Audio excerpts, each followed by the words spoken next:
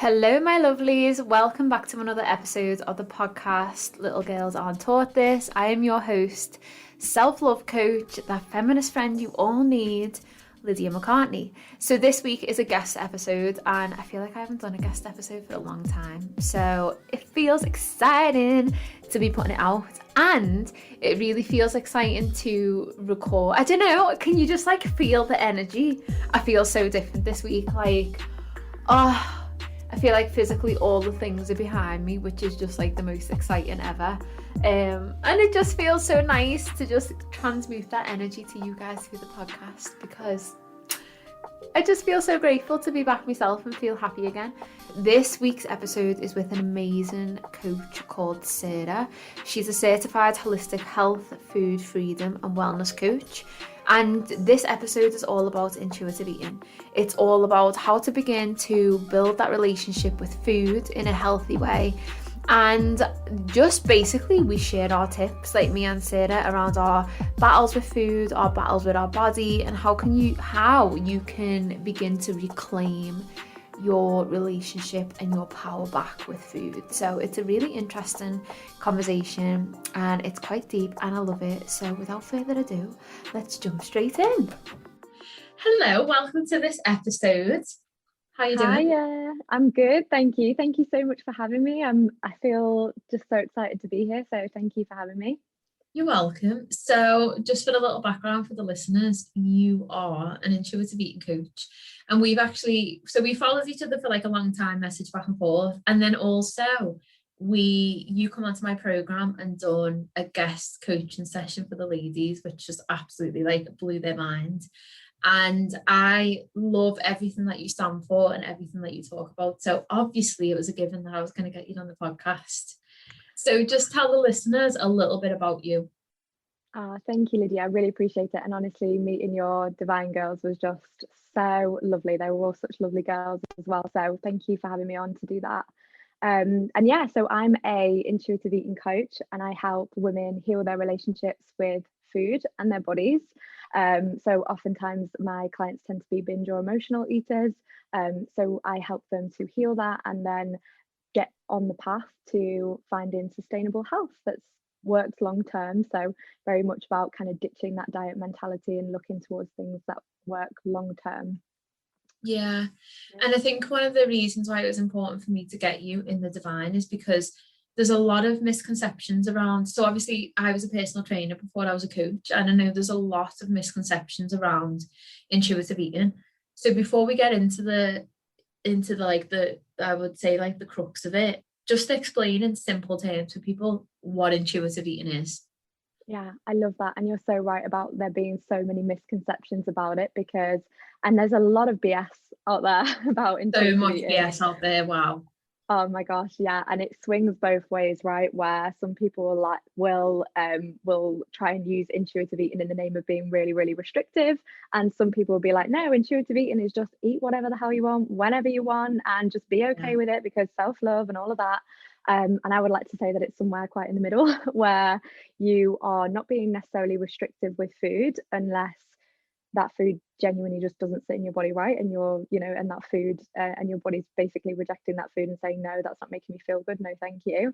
But it's basically making food choices that are based on you and your body rather than a external person or diet or anything else. So it's very much you using your own intuition with food and just listening to your body in the same way that we listen to our bodies when we need a pee or when we need to blink or when we need to sleep. It's like, right, I'm tired, I'm going to go to sleep. In the same way, when we're hungry, we should be able to tap into our bodies and understand what it is that we need and how much of it we need, be able to stop when we're full and eat when we're hungry. So it's very much, look at children, they're intuitive eaters basically. So they are a brilliant example for us. Yeah. And I think that I know one of the things that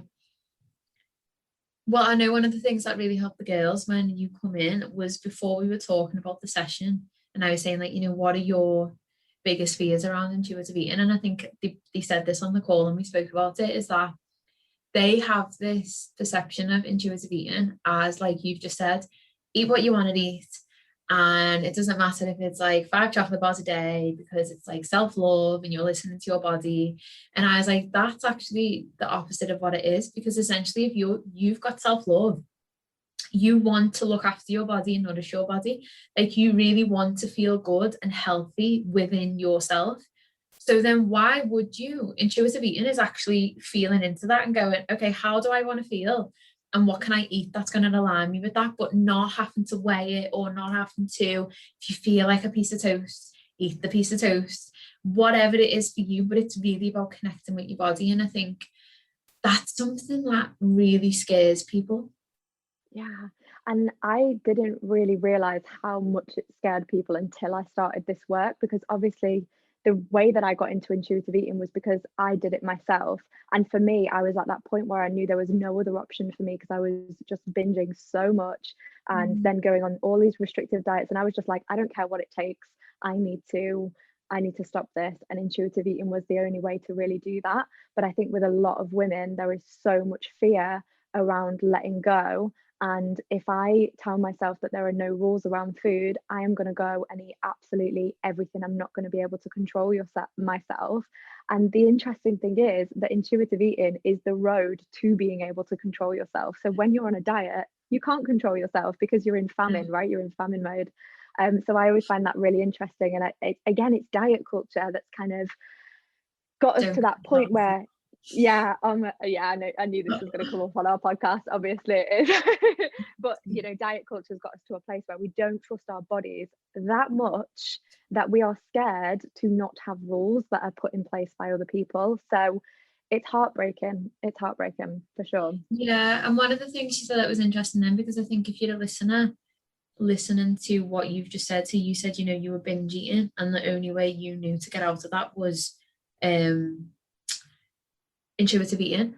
For a lot of people, I think they would go to the opposite and they would go to a diet. So why for you was that different? Yeah, and I think it's just because I'd exhausted all of the diets and I knew that they weren't working for me. So I went through years of diet and diet and diet. And then when I just learned my lesson after about 20 times that the diets aren't working for me, that's when I knew I just had no other choice. And I feel like there are so many diets around at the moment that you could literally go on forever trying a different one after a different one after a different one. Luckily, I mean, when I was struggling with it, I probably tried a bunch, and then I was just like, do you know what? I'm not going to get bought in by all of this kind of advertising and everything else that I was seeing around me. And I just thought, it's the restriction that's not working for me. And there's also a level of something that I always say as well, is that it's not just about intuitive eating, right? And almost intuitive eating isn't necessarily going to work unless you dive deep and do the soul work, which I know is what you're all about, right? So if you are emotionally eating or binge eating because you are unfulfilled in your life, unhappy in your relationships, hate the career path that you're on, then obviously intuitive eating isn't going to fix that. Does that make sense? So it's like you've got to sort out the kind of root cause of what's going on, so you can then do the intuitive eating piece. And so for me, that root work was going on for a while, and then I was like, right, okay, now that I've got to the root cause and figured out what's going on in my life and why I'm just feeling so destructive in general, that's going to have a ripple effect on into the way that you eat. And that's when the intuitive eating principles become a lot easier. Yeah, because I think it's for a lot of women, what they don't realize is our relationships with our bodies and food is so loaded. And actually what it is often is a reflection. It can be of our internal world. So, if you're binge eating or being overly restrictive and you're putting that energy back into your body, essentially, like I always say to people, like, how do you expect that to work? Like, if you're being restrictive and you're just constantly in this disconnect from your body, and you're just never feeling like what you're doing is good enough, or you never feel like the results your body is getting is good enough. Imagine that was a person in your life. Like, how long do you think they would be in your life for? Or how long do you think it would take for their mental health to decline from the things that you were constantly saying and doing? And the answer to that is it wouldn't take them long. So actually, like, it's so loaded, and women don't realize that, because it comes back to what you said, just diet culture, and we're so conditioned to be in this space where we're constantly on a diet, then we fall off, then we go back on, then we fall off again. And over time, what happens is your relationship with your food becomes quite toxic. Yeah, absolutely. I love what you just said there, and it's so true. Like, whatever's going on in your life is going to be reflected in the way that you eat. Mhm. So if you're someone, and I had a client recently who can't look at herself in the mirror, she's just like, I can't look at myself in the mirror, I can't do it to myself, I'll fall apart. And that was really a reflection when we dug it all out, right? And we started picking out the weeds and what's really going on here. We realized that actually there was a lot of things in her life that she was hiding from, in the same way that she was hiding from herself in the mirror, right? So it's always a reflection of what's going on internally. And yeah, blaming the body and being like, oh, well, it's my body's fault. It's like, no, no, no, there's loads of stuff that's going on in your life right now. But we just like to blame the body for it because it's the tangible thing that we're allowed to blame it on, because diet culture says we should always be hating our body. So it can't possibly be about anything going on in your life. It must be the body that's the problem. So I always find that really, really interesting. And looking at your life will give you a really good indication as to what's going on in with your relationship with food. So if you're really frantic, if you're really chaotic, if you're always busy, go, go, go, your relationship with food is going to mirror that. And if you are a type A perfectionist, needs to get everything ticked off, got to be productive, got to do everything just right, that's what your relationship with food is going to be like, with the restriction and the all or nothing kind of mentality. So it's always really interesting to kind of look at that. Yeah, and that's why I brought you in on the body module, because I think, at that point we were halfway through the divine, and women had begun realizing the deep rooted issues, because obviously in the divine I go like super deep, and we just done the body module, and that is always a module that has so many realizations for women. So then when you come in and done the session with them, I think by that point they'd realized, okay, my eating habits are a result of other things that I'm masking or not dealing with, or things that have accumulated, beliefs around myself that now I just reach for food to comfort me and help me with. And I remember on that session, like, so many of them were saying, like, I didn't even realize the connections. And that's what's really, really powerful about the work that you do. It's just amazing. It's so amazing. And I'll get clients who will voice note me and say, I'm having a really bad body image day, what shall I do?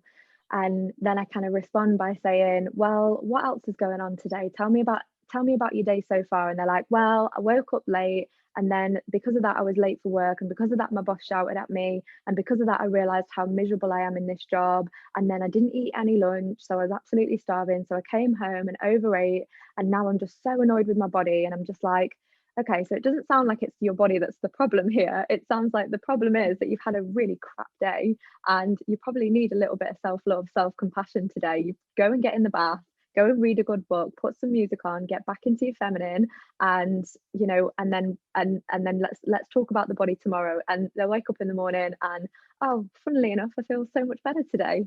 And it's because it wasn't anything to do with the body itself.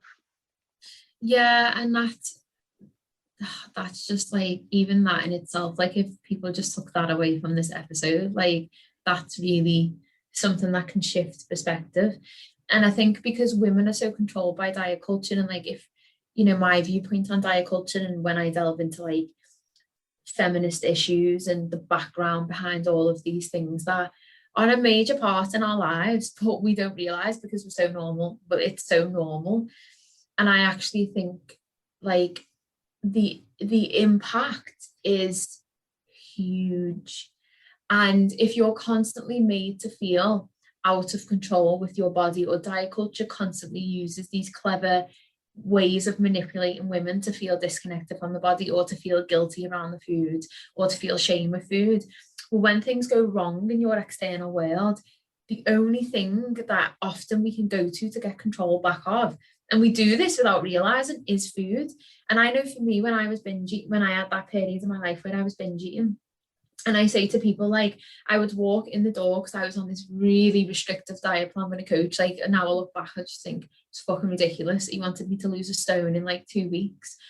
And I was working so many hours. I was a personal trainer at the time.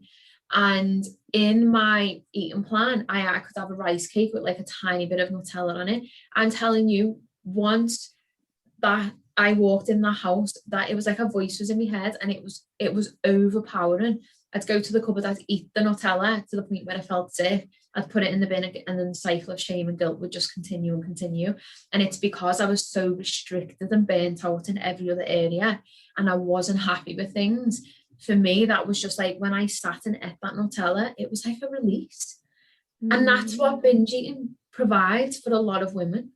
Yeah, it just breaks my heart hearing you tell that story, because there's so many people that are in this situation. And it's awful as well. I bet when you were going through it, you were like, why does no one else struggle with this? Because nobody talks about it. And it's just, it's heartbreaking that so many women are going through the same situation. And I used to be exactly the same. I would cook carbs, and I was like, I'm not eating any carbs.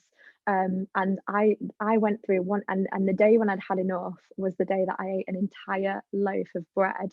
And some of the I've done some embarrassing things with food, honestly, and this is something that I always connect with other people about over Instagram. We always have conversations about embarrassing things that we've done with food.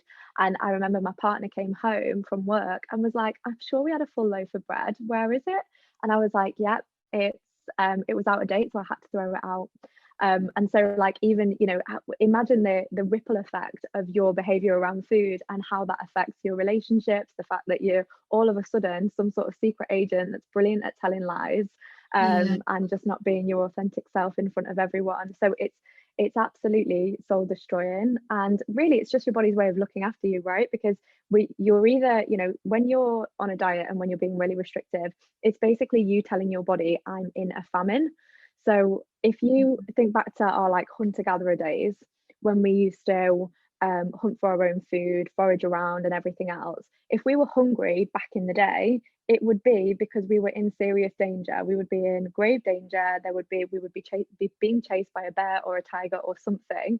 And so naturally what the body then wants to do is, first of all, get into fight or flight and be in a chronic state of stress. And second of all, feast. What's the opposite of famine? Is feast. So then as soon as you touch food, as soon as you're anywhere close to the proximity of food, then your body's like, yes, I'm out of my famine, go, go, go, go, go. And you will never have enough willpower as a person to be able to stop that biological thing within you that is just trying to keep you alive. It's not about willpower, it's not about discipline, it's about your body trying to keep you alive. So it makes total sense that you felt completely out of control with the Nutella.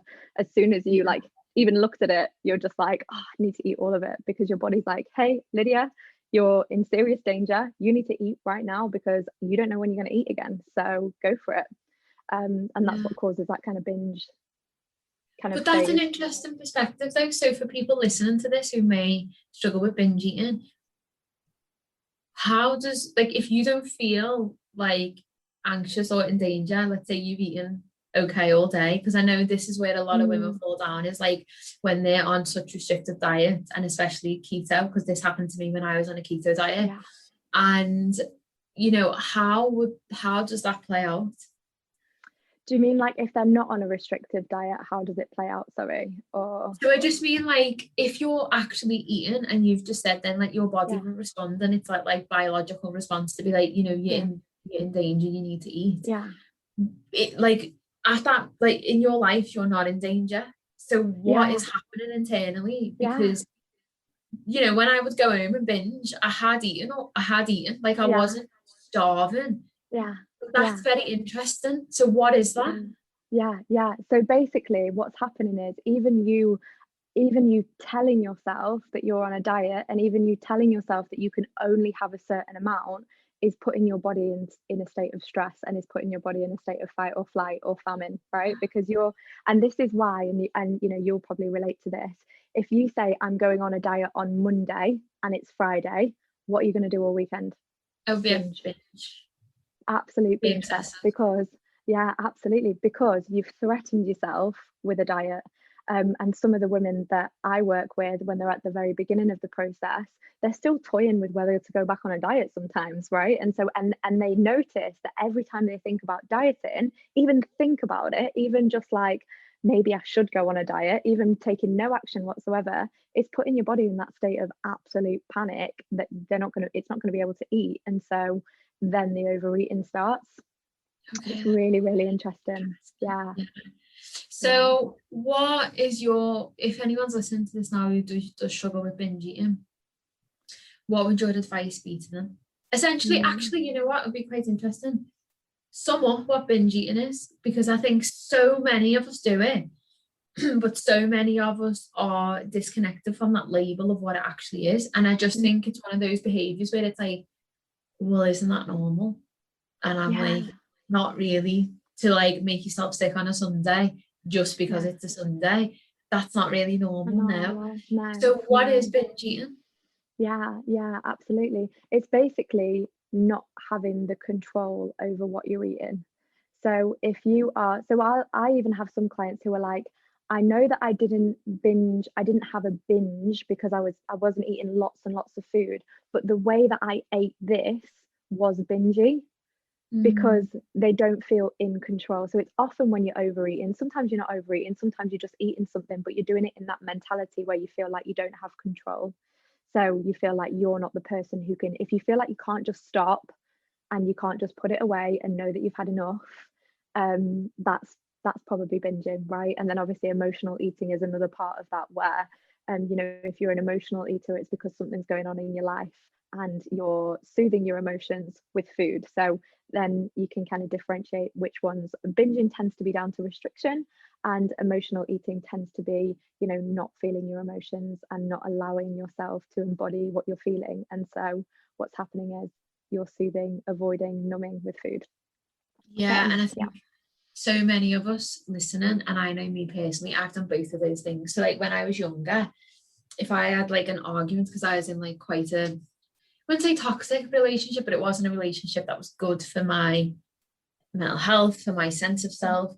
And I know that if things used to go wrong in that relationship, it would be like drive to shop, get all the food in the world, sit in bed.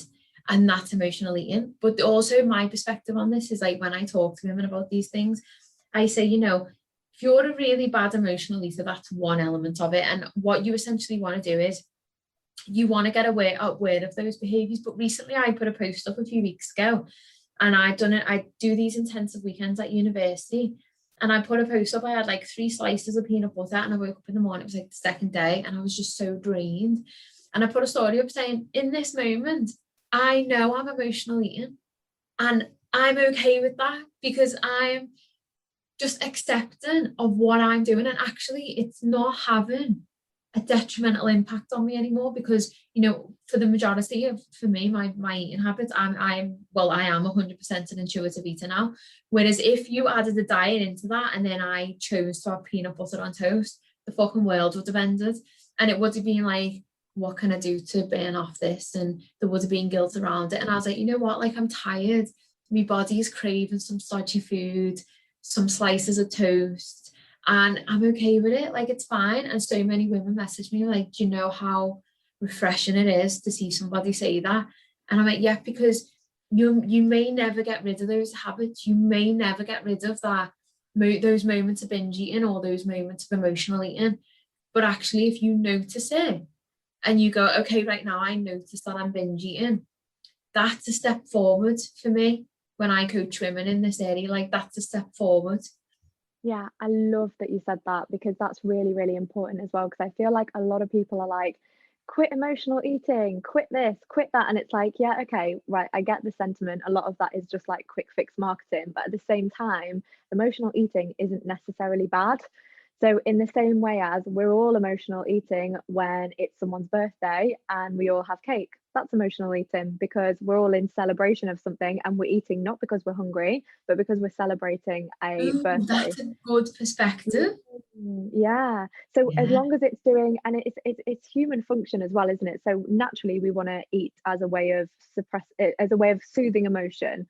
And so as long as you're, again, comes back to the control, right? As long as you're in a situation where you're like, actually, I know that I'm just really tired and I just want to get something in my body so that I can go to bed and get to sleep quickly, or I know that this is going to give me that little bit of energy that I need, then there's nothing wrong with that whatsoever. And it's about working with your body rather than against it and fighting it. And I love what you said about the self-compassion, where beforehand you would have beaten yourself up. And if you're beating yourself up, the chances are you'd have gone on to a downward spiral of more binging and more negative behavior. Whereas because you were like, okay, never mind, tomorrow I'll wake up and eat something that makes me feel good, or tomorrow I'll wake up and I'll forget about it and whatever else, And then because you've been like okay about it, then the chances are you're not then going to spiral into more negative behavior. You've forgiven yourself, you've let it go, you've accepted it for what it is. Yeah, and I think that is so liberating, you know, because even like little things like a takeaway now, like what you don't realize as well is when you're so restrictive, these treats that you're having, you don't fully enjoy them because you're not present with them. You are, as soon as you eat it, you're probably going to fall into that cycle of guilt and shame, and then you restrict yourself for another 6 days and you build up and wait for that day when you can have your takeaway. So for me now, one of the biggest shifts is like I just enjoy everything. Like if I want to have a McDonald's, I'm just like, this is so nice. I had a Chinese on Sunday and I'm just sitting here and I'm like I'm just so happy I'm eating it. And I can feel that my body feels happy because it's like I woke up Sunday morning and I was like, oh my God, I really want a Chinese. Like I really feel like one. And it actually brings me joy.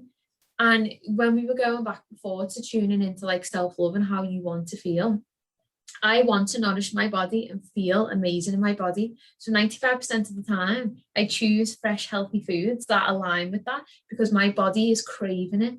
But then if my body craves a Chinese, I'm like, give me all the foods out that Chinese. I'm going to eat it all and enjoy it all. And then the next day, I get on with life and there's no guilt about it.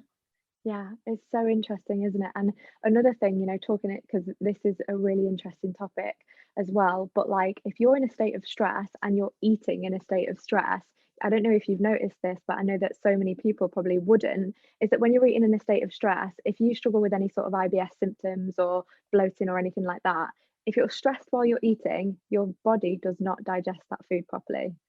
And if you're in a good mood when you're eating, if you feel good about eating, if you've got gratitude towards the food, whatever the food is, it's actually scientifically proven that your body will absorb more nutrients from that food. So Wow. isn't it better? So you can eat all the broccoli and kale in the world, but if you're eating that in a state of stress and panic, it's not really very good for you. It's not healthy. The intention behind it isn't healthy. Whereas if you're eating what, and I say whatever you want lightly, because obviously you don't just want to go off and eat whatever you want, but if you eat what you know your body needs and wants, in a state of gratitude, pleasure, enjoying it, then your body will get more nutrients from that food, digest it better, you'll feel better in your body, you're not then going to spiral into another binge, you're not off the wagon then to go back on the wagon, right? It's just, this is part of my life and I'm going to allow it, and all foods fit. So I love that you said that. Love it. And I love when we spoke about that in the Divine, because one of the things I said in that call, I remember was saying like when my schedule was so busy, or I was just, I think for the large, before I started actually intuitive eating, I would just grab on the go. And I said like it gets to the point where I couldn't breathe when I was eating, because I was just like shoving food in while I was doing other things. And then I'd have to be like, take a minute to catch my breath. And when I said that, like so many women in it was that in the coaching call we done were going, oh my God, I do that. And I'm like, yes, you need to just like, and I used to have this all the time with personal training clients to be like, I'm just so busy. And I'm like, too busy to what? Eat, to nourish your body. Like you're with it. What women don't realize is they feed into these cycles that they have with food and their negative relationship with food by doing things like, I can't take half an hour for a lunch break, I'm just too busy. Like, no, you're not. You're not too busy to sit and dedicate 20 minutes, 15 minutes to sit and be present and enjoy your food and allow your body to digest it. And that's often one of the reasons why women will tend to go home and binge or eat a lot more, is because even if they've eaten throughout the day, if they're not connected to what they're eating, it's like they never ate it. So they're like, oh my God, I'll just go home and like eat. You ever done it where you just go in and automatically you're in the cupboards and you just, before you know it, you're eating like a lot of food?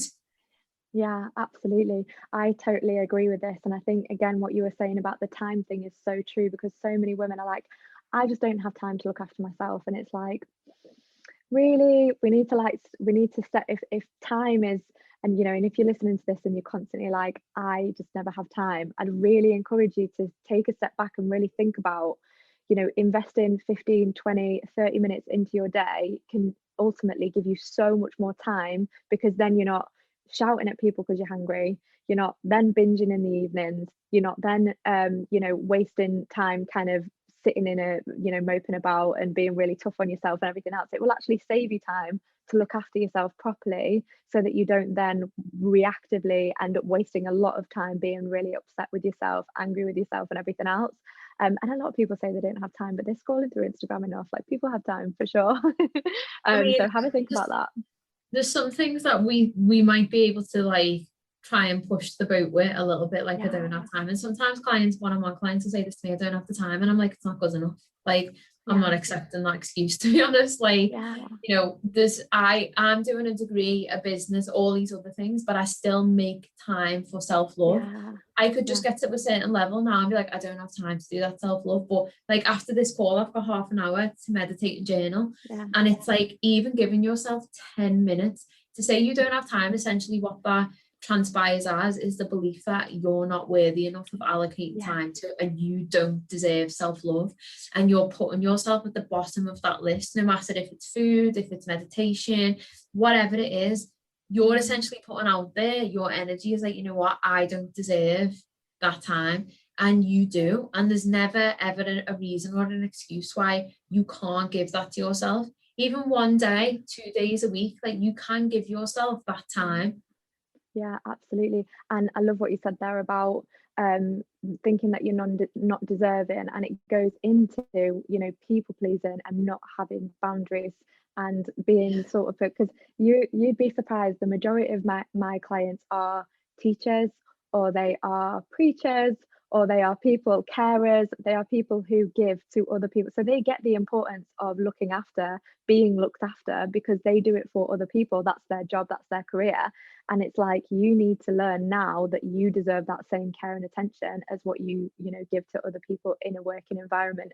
And also, how are you showing up to your job every day if you're starving? How are you showing up if you're not nourishing yourself properly? You're probably moody, cranky, hate everyone, hate showing up. Like, there's nothing better than having a good meal and feeling energized, strong, empowered, with enough fuel in you to actually go and do the thing that you need to do, rather than cranky, angry, starving, malnourished, and everything else. So it's like, you got to make the time, and you got to know that and sometimes you have to practice it before you know it, because when you practice having self-love, then the belief starts to come. So, you know, fake it till you make it. You know, practice knowing that you're enough, practice knowing that you deserve food, and eventually you'll get to the point where it's like, okay, yeah, I understand why this is so important now. Yeah, I love that. So going a bit deeper into intuitive eating, like, you've told the listeners what it is, and just explain how you work with people around intuitive eating. Yeah, absolutely. So for everyone it's different, and that's the joy of doing the one-on-one work, and probably why a group program for me wasn't really an option, just because everyone was so the reason that everyone's emotionally eating is totally different, or binge eating is totally different. So I like to have a lot of time with each client, but for some people it's the fact that they've been through physical, emotional, sexual abuse, and that is underneath why their self-worth is not quite there, and then why their relationship with food is quite there. For some people it's restriction, right? So for some people it's just that they've been dieting for so long that they just need to get into the habit of eating regularly. So it's very, very different for each person. However, we tend to start with get into the root cause of what's going on, whatever that might be, and then rebuilding your relationship with food, getting back in tune with your hunger, fullness cues, getting back into the habit of understanding why you're craving certain things, and then reconnection to the body, learning how to move in a way that you enjoy. A lot of body image stuff comes into that, because obviously the two are very, very, and you'll know this from your work, is that the two are very, very interconnected. And emotional nourishment, so ensuring that you're emotionally nourished, and then reinventing their version of health. So there's like 4 stages. So reinventing is all about like incorporating the gentle nutrition, so that they're not just acting from a place of, yeah, I'm going to eat whatever, but it's like, right, okay, but I know that I want to be focusing more so on eating these foods, and you know, and having room for those, but focusing more so on the foods that I want to eat more, and the foods that make me feel good. So kind of go through a bit of a journey with them. Yeah, I love it. I also think as well, like, what people don't understand is the power of being on a diet, because you said before, like, we are disconnected from our cues. And what's quite interesting is when I'm doing a lot of research for my dissertation thesis that I'm putting forward, I'm researching a lot about the background to feminism and how it started. And it blows my mind that all of these things that we struggle with now, the reasons why they began, so the reasons why diet culture began, because it was around this revolution in the 70s where women had the sexual revolution, and they were essentially stepping into themselves and stepping into power. And then at the same time, you had, you know, all these policies changing where women were stepping, like, getting equal rights. And essentially what happened is, to keep women disconnected and disempowered, this idea of the beauty myth came about. And it was this notion of the beauty myth that was used as a form of repression against women. So it was a form of disempowerment.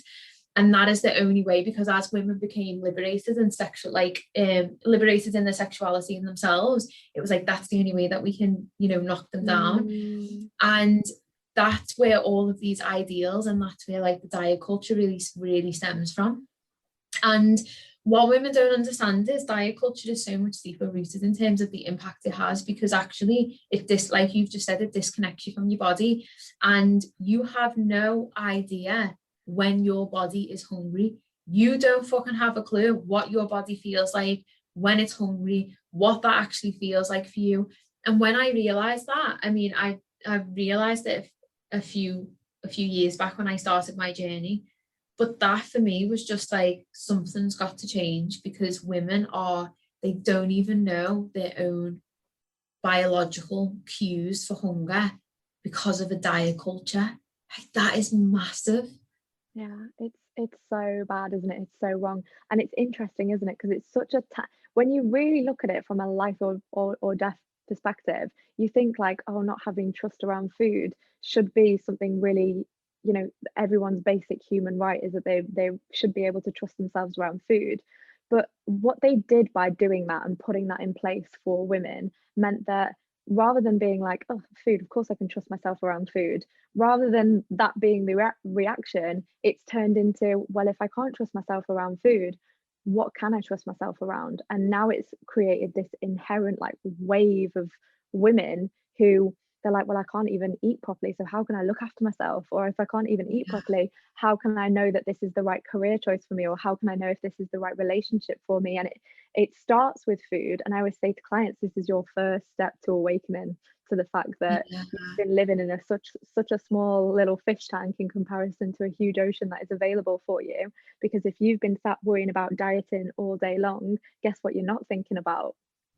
Taking the job that you really want, going on the holiday that you really want to go on, doing the things in your life that you really want to do. Like, and now that you're out the fish tank and you're in the ocean, you realize, oh my goodness, I've been stopping myself from doing all of this because I've been worried about food. Like, what? Yeah, Crazy. it just blows my mind. It stops women just like being that. There's a term where you like self-actualize, and what that is like you aim to become the best version of yourself.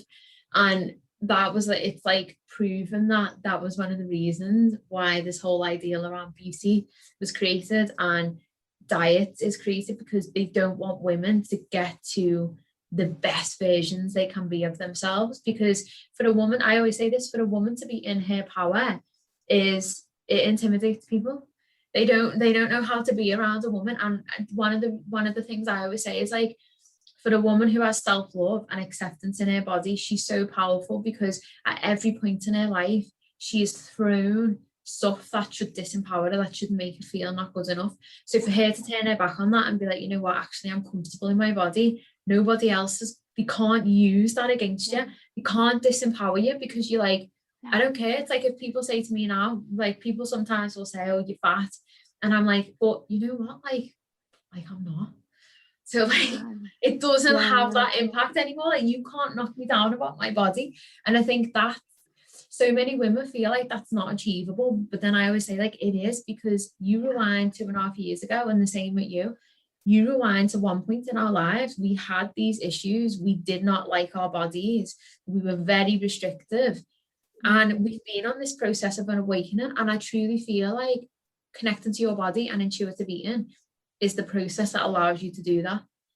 Yeah, absolutely. Yeah, you're so right. It's just, It's incredible what it opens the door for you to do if you just say, and I love that about you taking your power into your own hands and like, yeah, okay, you don't like my body, cool, I like it. So argument stops there, doesn't it? Like there's nothing getting in there. And I think what's interesting to me is that this idea was built by predominantly men, of course. Oh yeah. And what we've done is it's enabled women to be pitting against each other, which is the worst part of all of it, because what as women we should be doing really is empowering each other and standing up and saying, no, my body gets to be the way that I want it to be, and her body's beautiful and her body's beautiful. Because I don't know about you, but I grew up in this kind of competitive Oh kind of yeah, very space much where so. women are just so competitive against each other. I'm one of 6. I've got 4 sisters, and so it was always, she's got bigger hips, she's got bigger boobs, she's got bigger this.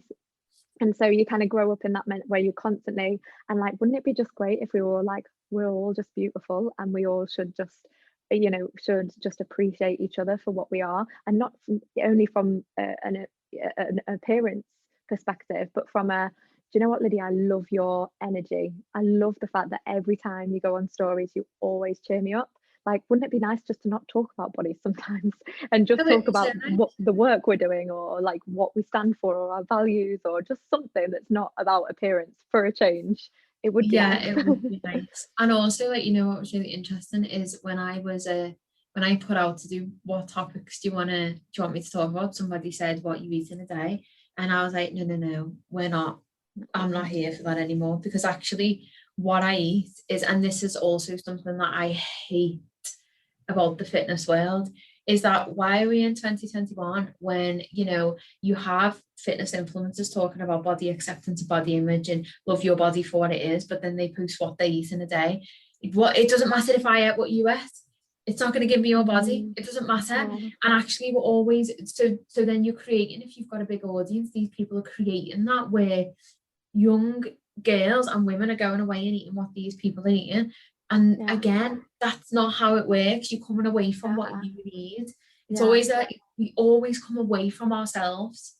Yeah, and it's so interesting as well, because all of the fitness now, because intuitive eating is quite a buzzword in the wellness space at the moment. Everyone's talking about it, which I think is fantastic. I'm here for the mission. But it's funny to see now that intuitive eating is becoming a lot more popular. It's funny to see those fitness influencers who were talking about, oh, this is what I eat in a day, now coming out and saying, I was struggling with binging the whole time. So whatever Yeah. you see on social media isn't necessarily happening. That's what they're posting, and that's why I'm really conscious that I do post pictures of food, like, this is what I'm eating, or I'll just, if I make a really pretty smoothie bowl, I'll put it on my Instagram. I won't ever do what I eat in the day. And I'm also really conscious that if I go and have a pizza, I also post that. And if I have a burger, I will also post that. And if I go and eat chips after a big hike, I'll also post that, because it's really important that people get the real truth behind what's actually going on, rather than just taking pictures of all the like healthy foods that you eat and then coming out a few years later when intuitive eating is all of a sudden in, and being like, oh yeah, that whole time I was struggling with binging. And it's like, and so was everyone else who was watching your stories, right? Yeah. And I remember, like, no one ever calls you out on that though, because I remember when I was back in the day, when I looked my best, like when I was a personal trainer, and I'd come on and sometimes I just call myself out on my own Instagram now. But I was like, I'd come on and I'd be like, you've got to embrace roles. I was the leanest I'd ever been in my whole life. And I was on the verge of like beginning to get a 6-pack because I was training and being that restrictive. And I remember I'd come on and I'd just say, you've got to embrace the roles, or you've got to do this. And what's crazy is it was like people idolized me in a way, and nobody called me out. Like, people just accepted that was what I was posting, were responding to it with like love and being like, oh my God, what you eat? Like, you're so amazing and this and that. Yeah. But I'd openly say like, oh my God, I'm on this amount of calories. But then I'd be like, you've got to, it's like a mindset thing, either you want to do it or you don't. Like, I'm such a dick, and I've openly said that. Yeah. And what I always find interesting is that no one questioned that who followed me. If anything, they see me as a role model, and I shouldn't have been a role model. Actually, why was I? Because I was showing you that I was on a keto diet. Why does that make me a role model? Yeah, but I don't think that's necessarily well, it's not your fault. It's not No, your fault. It's not. the fact that we as women in general, we are told that we should be this way or we should be the other way. And so everyone's just living out their own journey, and they think, and I bet you at the time when you were, really struggling with restriction or you were being really restrictive, I bet you didn't even see it as that big of a deal. Where you were No. like, oh, because I know that I ignored my binging for ages and was like, oh, it's not really a problem. I'll deal with it later. I can stop if I want to stop, and it was never stopping. So, and I did the same. I was in a situation where I was constantly going to the gym, and people, and I wasn't in this line of work then, but people would be messaging like, oh, you're so inspiring. You've motivated me to go. And I'm like, yeah, well, you don't know what's going on underneath the surface. So it's really, really interesting. But it goes to show that you need to be really careful when you follow other people on Instagram, especially these people who look like they've got the perfect together lives. And that's what I like about your content actually, is you're very, you'll get up and go online with your dressing gown on, and you'll talk to people while you're sat in bed drinking your morning cup of tea. And I think that kind of content is really, really important, especially now. So yeah, so it's all about, but just take everything you see with a pinch of salt, because you just never know the full story. No, you don't. So what tips have you got for people to begin intuitive eating? To begin intuitive eating, but also what's interesting is, what would you say to people about pushing through that initial fear of intuitive eating? Yeah. So what I would say about pushing through that initial fear is, sometimes the best thing to do is give it a go. And in the back of your head, look, if it doesn't work, if this time next year I'm still a mess, then fine, I'll go back to the dieting, right?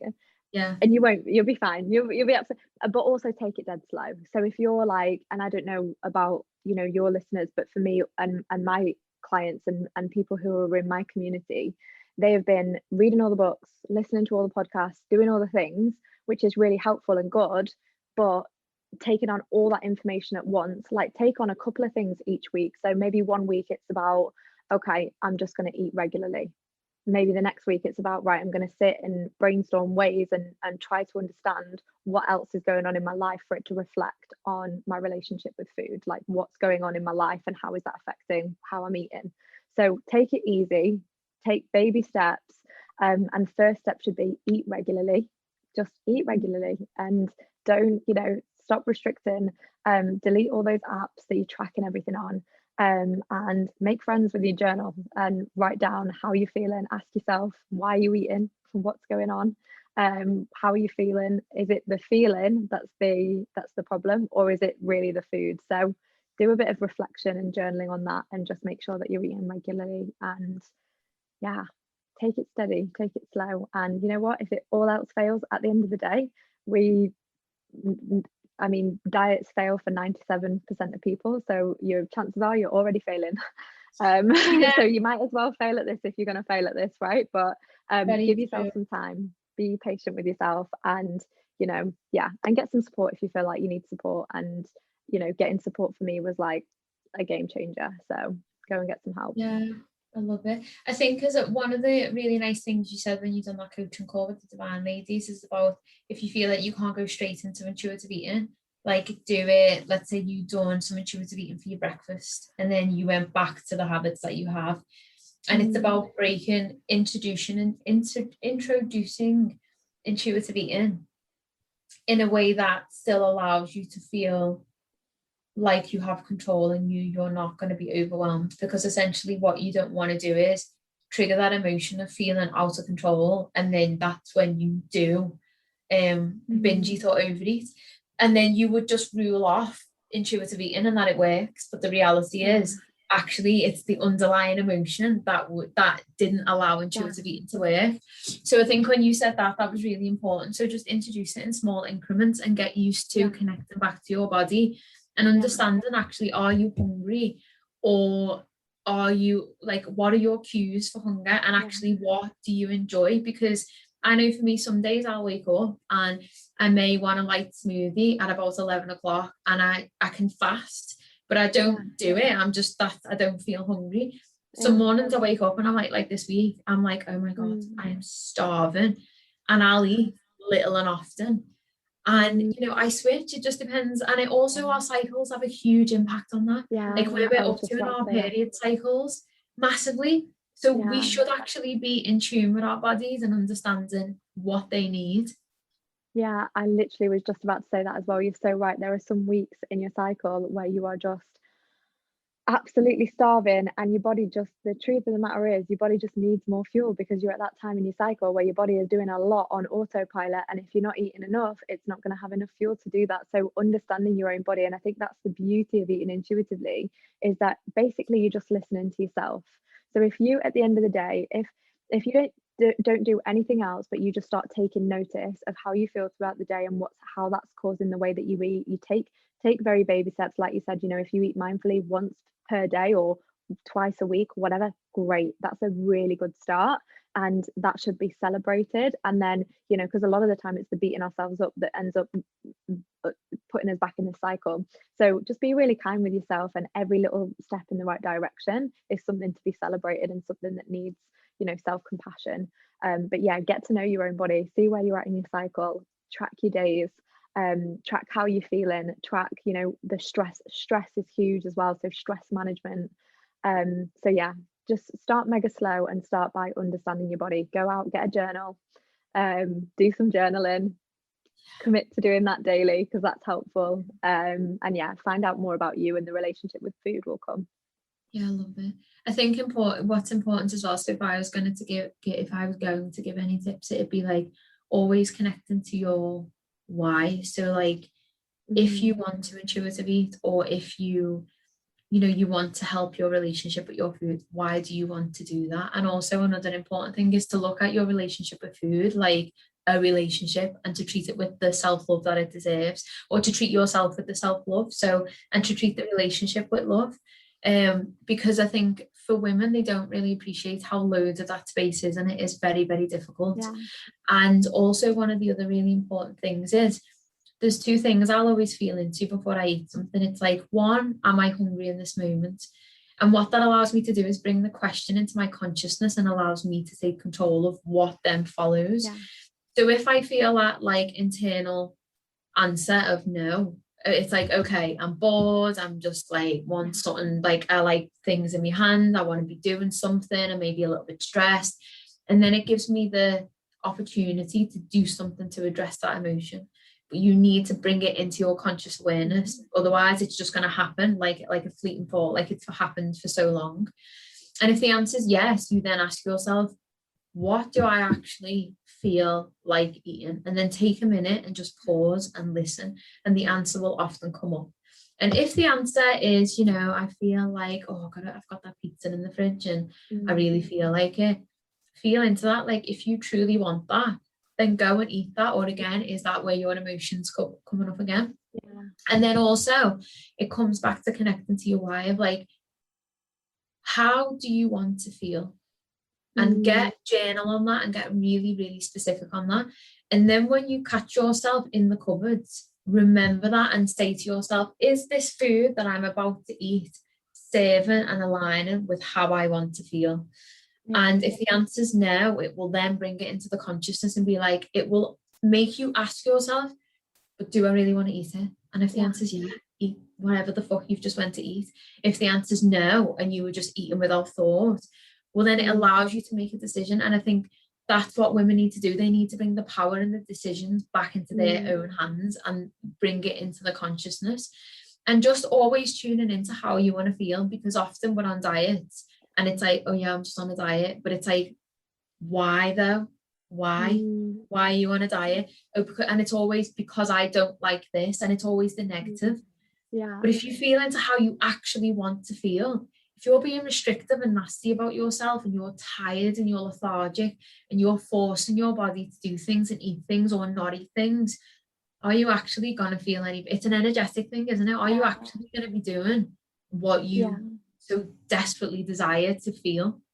Yeah, absolutely. No, you hit the nail on the head there with all of that. I feel like, yeah, you running away from something, and it's like, put the example in with, if you're talking to a child, for example, and you said to the child, oh, you're never going to do very well at school, you need to keep studying because you're just not smart enough, because you're just not going to get your grades, blah, blah, then obviously they're not going to do very well. Whereas if you say, don't you want to do really well? Don't you have ambitions of doing this, that, the other? Wouldn't it be amazing if you could see yourself doing all of those things? And like, this is the opportunity for you to, isn't that such a better energy exchange than you kind of run away from something that you don't like all the time? We're not really motivated. You probably noticed this.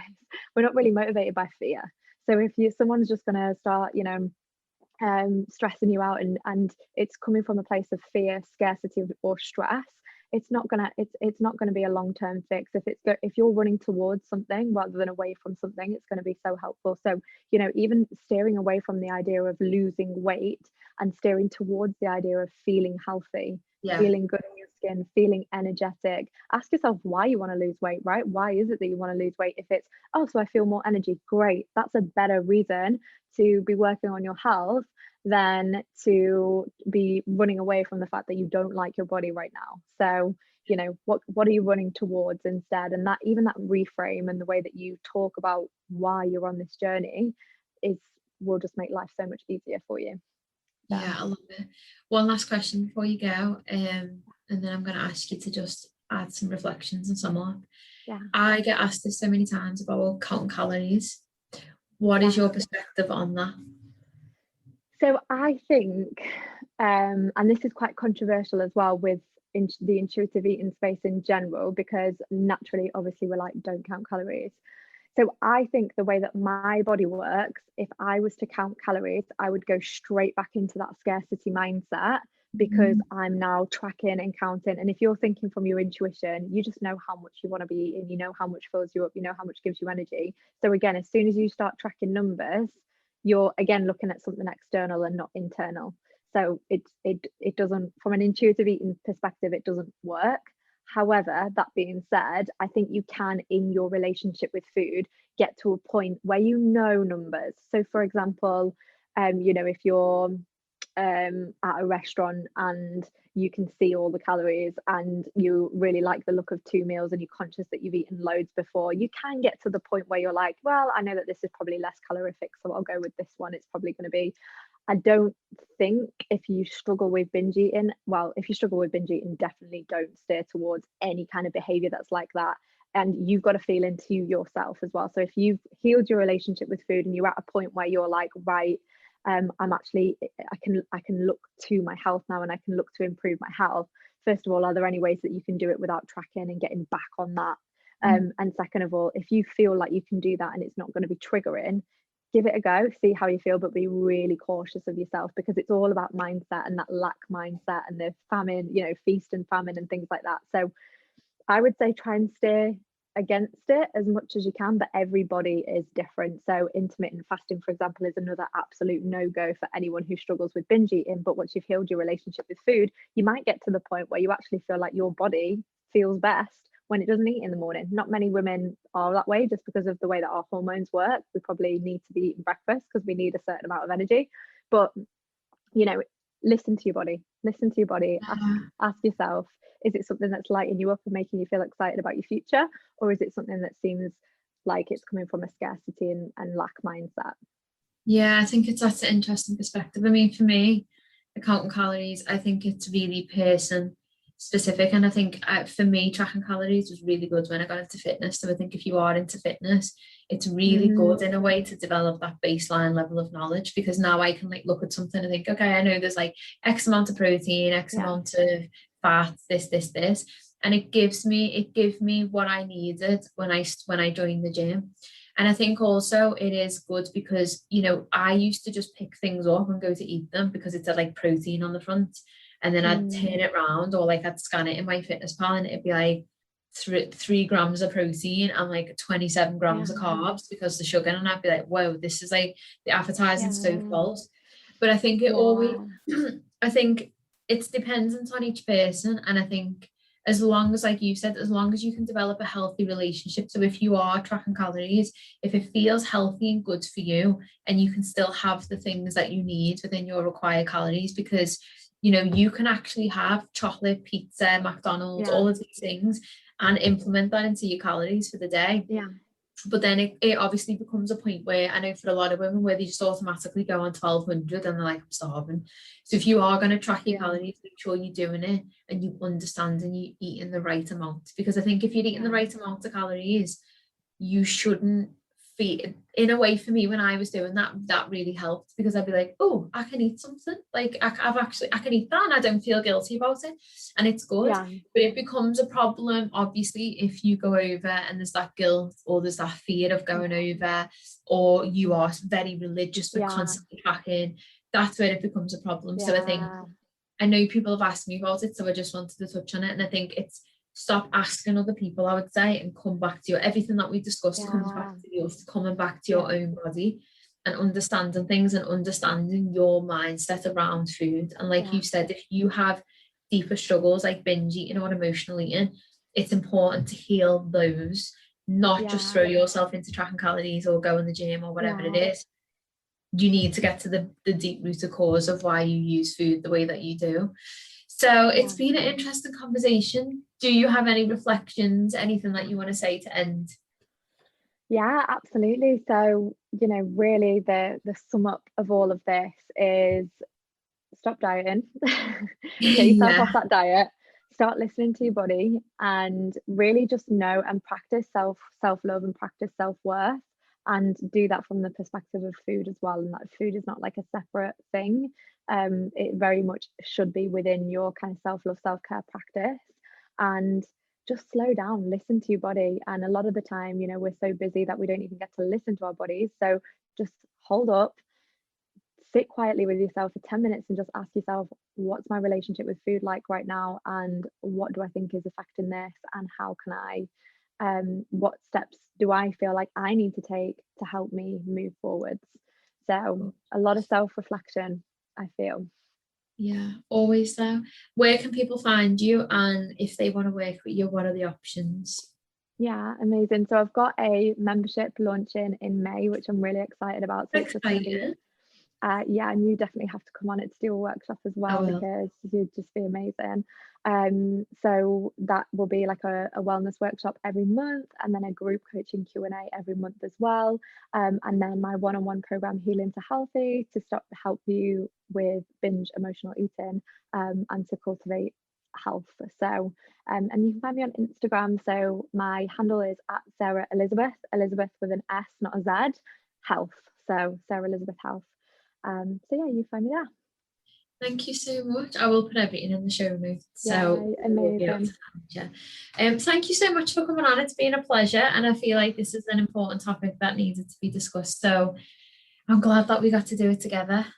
Yes, me too. Thank you so much for having me. It's been so much fun. I really appreciate it. And you're welcome. Thank you so much. Thank you. All right, bye. So I hope you all loved that episode, and I hope you got some nuggets of wisdom. And I just hope the intention for that episode was for people who are wanting to feel into intuitive eating, or learn about intuitive eating, or even begin their process and journey with intuitive eating, that you now have a little bit more of an understanding. And yeah, it just helps with your confidence, and it just helps with your relationship with food in any way possible. So Sarah is one of the amazing coaches that comes into the Divine and does a special guest coaching session around intuitive eating, and it takes place in the week we do the body module. So last time she came in, the ladies got so much wisdom from her and so much knowledge. So everything we talk about is an embodiment of self-love. And if you are interested in the Divine, or even if you want to join my free masterclass, Coming Home to Yourself, on Monday the 17th, it's taking place in my private Facebook group. You can click the link below, you can get on the waiting list, and when you join that waiting list, you will get access to the masterclass. So this masterclass is all about coming home to yourself. So in those moments when you feel overwhelmed or you feel a little ungrounded, I will be sharing the tools and techniques that I've had to massively use the past 3 weeks to ground into myself and to just be there for myself with an abundance of self-love. So the link is below, and hopefully I will see you at the masterclass, and even more so, hopefully I will see some of you on the Divine, that amazing 10-week container that is about to open on Monday for all things deep transformational self-love work. So I am sending you love, I am sending you light, I am sending you so much, I don't know, just so much of my energy I'm sending you today, and I shall speak to you all soon. Please download, please share, please like, it means the world, and yeah, thank you so much.